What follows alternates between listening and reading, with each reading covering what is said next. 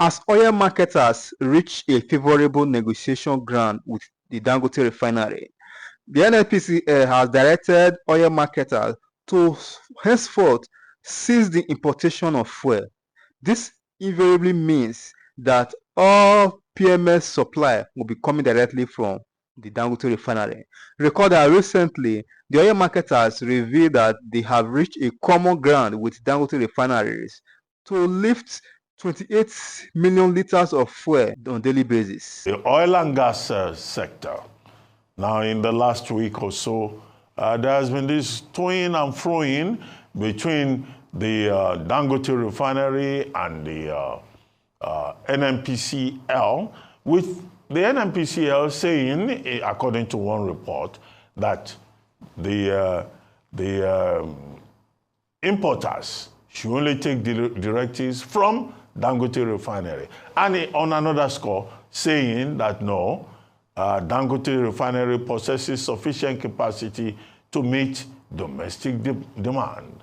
Now, it is reported that the directive emerged during a high-level meeting in Abuja, attended by NNPC Limited Group CEO, Mele Kyari, representatives of the Major Oil Marketers Association of Nigeria, Depot and Petroleum Products Marketers Association of Nigeria, and key stakeholders from companies such as 11 PLC, Matrix, AA Rano, and the Nigerian Midstream and Downstream Petroleum Regulatory Authority. The decision is said to have sparked unease among marketers, with stakeholders raising concerns about Dangote Refinery's ability to reliably supply the market, as well as maintain consistent distribution across Nigeria's expansive network. Meanwhile, despite expectations of Dangote Refinery transforming Nigeria's energy landscape and improve supply, imported petrol continues to dominate the domestic market, highlighting a persistent dependency on foreign fuel supplies. Available shipping data from motor tanker vessel activities between October 1 and November 11 shows a substantial inflow of petroleum products through Lagos, Warri, Calabar, and Port Harcourt ports, amid concerns over Nigeria's domestic refining data capacity too. Data shows, for example, that Nigeria imported 1.5 million metric tons of petrol, an equivalent of about 2 billion liters, within the period under review, while a total of over 414,000 metric tons of diesel and over 13,000 metric tons of jet fuel were also imported within the same period. Oil and gas expert Dan Kunle joins me now to unpack all of these issues in the energy sector, in the oil and gas sector of Nigeria. Well, Mr. Dan Kunle, thank you very much for joining me on the program. Thank you very much, Dr. Let me just ask a general question. First, what is going on in the oil and gas industry? NNPC Limited is quoted as having said, oh, anybody who wants to import fuel to take down the cost price, the pump price of fuel must go by Dangote standards. Now, what does that mean in real terms? The same NNPCL in the last 24 hours was said to have reversed itself to say, no, that is not what NNPC Limited said. Some people have said, oh, this is an attempt to allow Dangote Refinery to have a monopoly. Now, Dangote Refinery has now said, oh, it's even going to reduce fuel price to, I think, 970 naira for U-Tide. There was a statement to that effect. Can you help us, unpack some of these issues? Yeah. And then, because, well, for U-Tide, in fact, we would like it if fuel price can be down to 400 naira. Thank you, Doctor. Because even the 970 they are talking about is still high. Yeah, Dr. Abati, I agree with you totally. But the reality is what we must confront at every stage of our life, as humans and as nations. Thank you for inviting me here again today, because I think we were here 3 months ago, yourself and myself, I think sometimes in August or September. on this same matter. You see, it's a recurring matter, and I think at the end of the day, I pray we succeed as a nation. And Dangote refinery is beyond you and me. It's beyond even Dangote himself. So I pray we are able to write a book on this journey, combined together.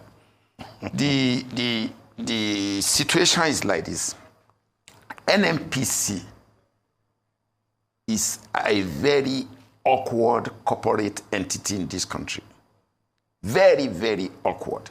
Is the problem at the heart of Nigeria political economy, NNPC. I have been saying it, and it appears people don't want to take this matter very serious. See the ambiguities they have been creating in the last, just say in the last 2 weeks. See the level of ambiguity. You went ahead as NNPC, as an operator. You're an operator. You're supposed to be regulated by the midstream, downstream regulatory authority. The upstream regulatory authority, NOPRIX, also supposed to regulate NNPC because NNPC holds shares on our behalf in all the joint ventures. And NNPC NAPIMS also, which is changed name now to NEOMS, is the one also to manage our investment in the production sharing contract and so risks. So if NNPC that is an operator is the same NNPC in the last 2 weeks or 1 month that has been sitting to appropriate, expropriate, import, export. Import means to import refined product. Export means to export our crude share, the share of our crude from the daily production. Now, that position already compromised NNPC because you are not supposed to be involved in certain aspect of the industry as an NNPC because you are an operator. You are holding share on our behalf. You are a limited liability company. So you're supposed to comply and abide by the provisions of the Petroleum Industry Act. So to go back to the real elephant in the room is that NNPC has refused to be accountable. They are not accountable to us of the exact volume of crude we produce per day. They are also not accountable to us on the exact volume of petroleum product that they import and that Nigerian people consume per day. Nobody in this country today can give you the exact figure. That is why some of us have called for forensic auditor. President Tinubu is the beginning of his career from Chicago University was auditing. If I go by the record I read, and I believe they're authentic, he was sent to Saudi Arabia to do some work from Chicago. And I'm sure the first assignment he did there was to check some books of maybe Aramco. I don't know the name that time. Okay, so okay. I believe that NNPC is not telling the country the truth, and the truth has to be looked for, searched for, and we must find it. Because all these sift blame, these ambiguities here and there, conflicts there, it is still a confirmation that NNPC is taking this country for a ride. It was Pontius Pilate who asked in the Holy Book, what is truth? What is the truth? You have put your finger on NNPCL, ambiguities from NNPC Limited and all that. But some people say that the big elephant in the room is the attempt by Dangote Refinery to create a monopoly. And that's why the marketers have been kicking. Dr. Abati, you are a highly intellectual driven person. I don't like this gullible approach to the way I'm sorry to say, the story and the narrative being fed in the marketplace in Nigeria is like, oh, Dangote is going to be a monopolist in oil and gas. Dr. Abati, you were here, I was here. I've repeated this thing. Nigerians were here when NNPC could not fix government-owned refineries. When NNPC could not even account for the export of crude for swap. Till this day, we don't know the account of swap. So if Dangote took his time, I repeat again, to build a refinery that will refine 650,000 barrels a day against the one of government of 450,000 barrels, and Dangote succeeded in moving into production, then suddenly the fear that he will be a monopolist just came from nowhere. In which way is he going to be a monopolist? Okay, government, you have been the monopolist. You have been the only one who own refinery and supply petrol to this country. So why, and you open up the market, and somebody now come into the market. In which way is he a monopolist? In which way now has Dangote become a monopolist? So this misinformation that is being fed to the market and being made to look like Dangote is rooting to become a monopolist is not acceptable. It's not true. That is still part of the game of the management of NNPC. It is their laziness and their ineptitude. And I continue to repeat that President Tinubu has to do something with that place. These cosmetic changes he made recently is not yet the issue. If NNPC is not addressed, it's the biggest cancer for this country. Take the economy. Just take the structure of the political economy of Nigeria. The political economy of Nigeria is hinged on oil and gas, hydrocarbon. Why? Because since 1960 to date, there is no any other product. Agriculture is supposed to be our mainstay. So why will we allow the management of NNPC to plunge 200 million people into this level of uncertainties and contradictions every day? And the Dangote is supposed to be a point of celebration for this country. I am pleading with President Tinubu, Dr. Abati, give me a chance. The elites of this country should not keep quiet. They should not keep quiet. We should plead and prevail on President Tinubu to go one full day to see the investment in Dangote refinery. He should visit. Seeing is believing. The voice of man is the voice of God. President Tinubu cannot say all of us are wrong. It's not possible. He has all the wisdom available at his disposal as the president of the federation today. But that does not mean that he will say the remaining of us are wrong. Okay, so we must plead with him to go and visit Dangote refinery. The sin is believing. Well, I'm aware that members of the National Assembly have been there. These are members of National Assembly who function as extensions of the villa. I'm sure they must have given the president quality feedback. But look, the big issues, I don't think it's about personalities. We're talking about crude supply, refining capacity, stock, quality, efficiency, and all of that. You talked about the local refineries.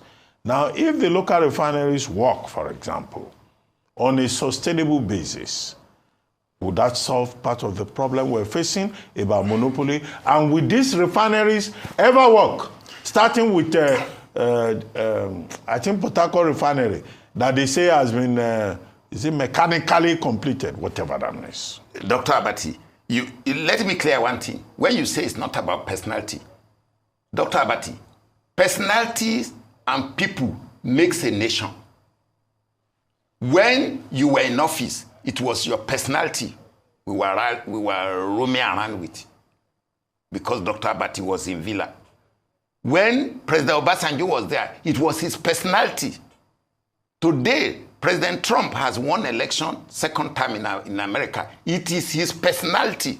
It is people that makes a nation, doctor. It is people that run organizations.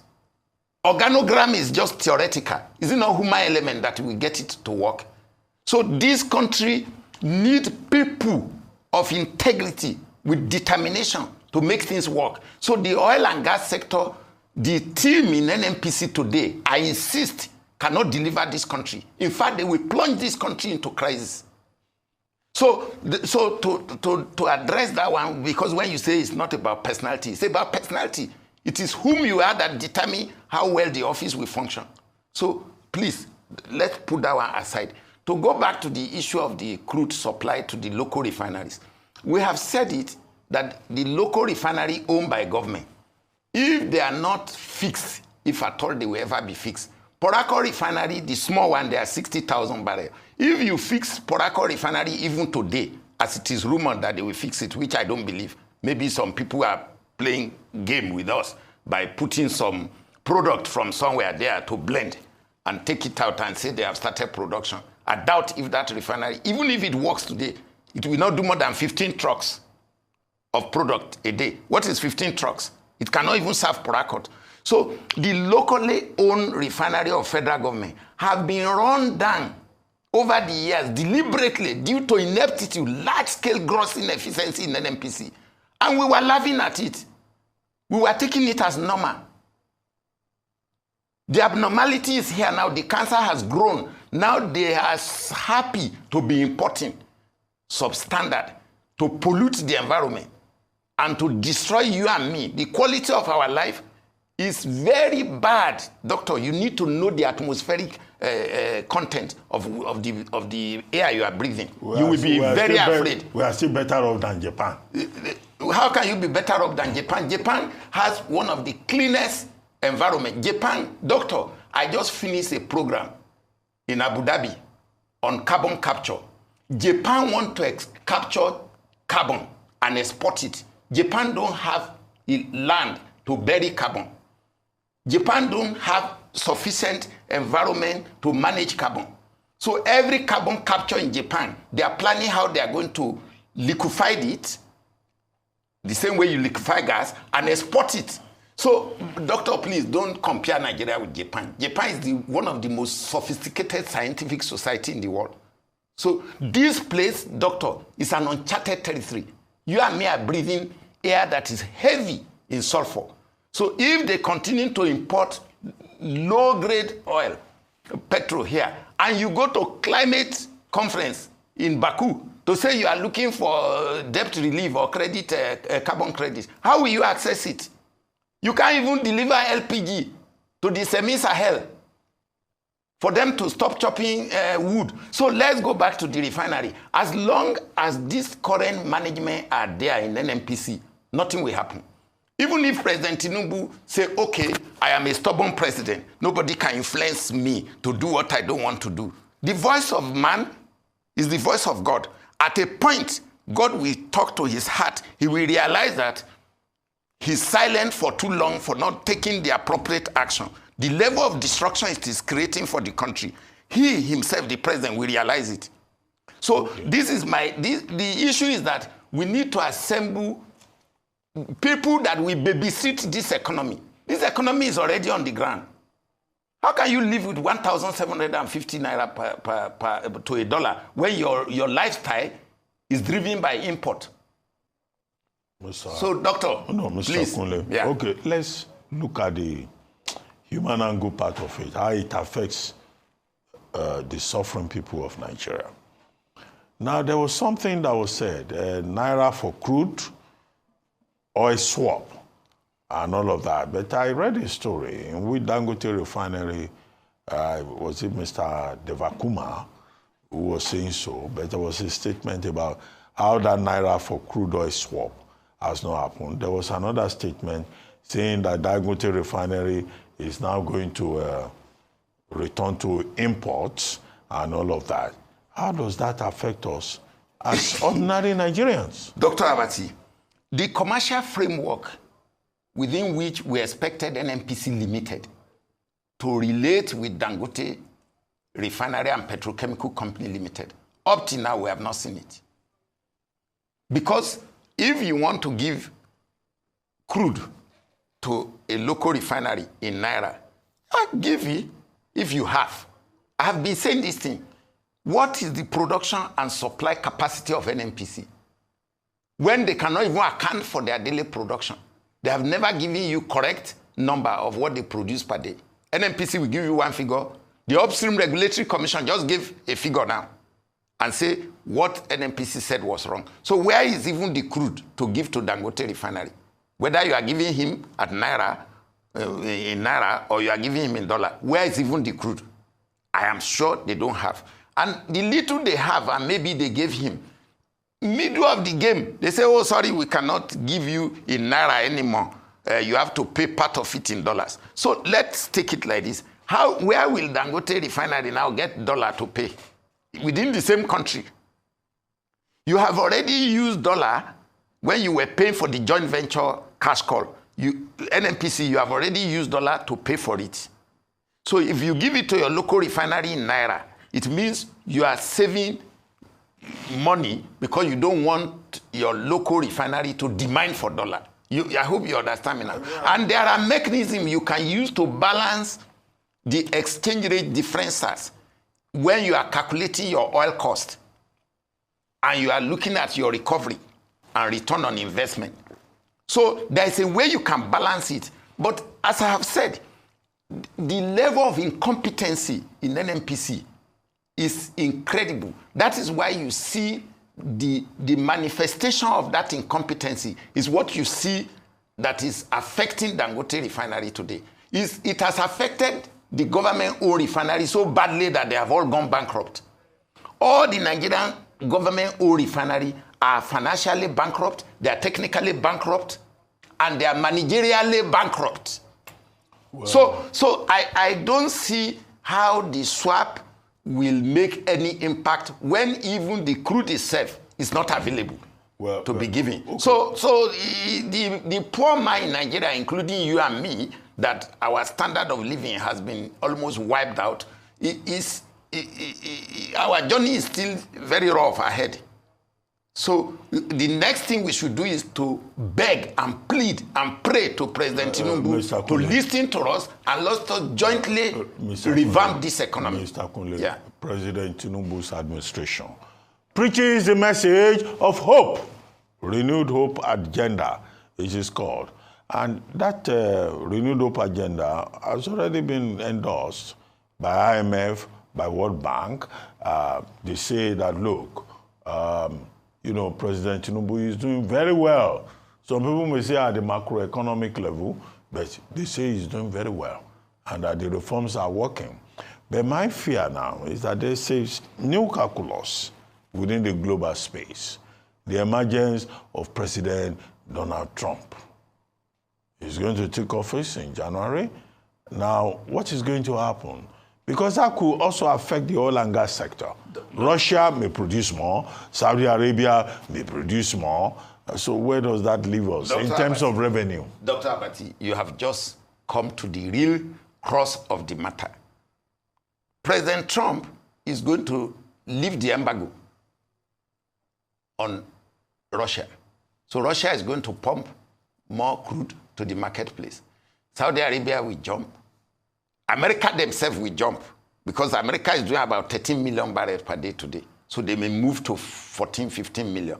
So the world oil market will be awash. And that gives credence to the opportunity for people like Dangote Refinery to even drop price.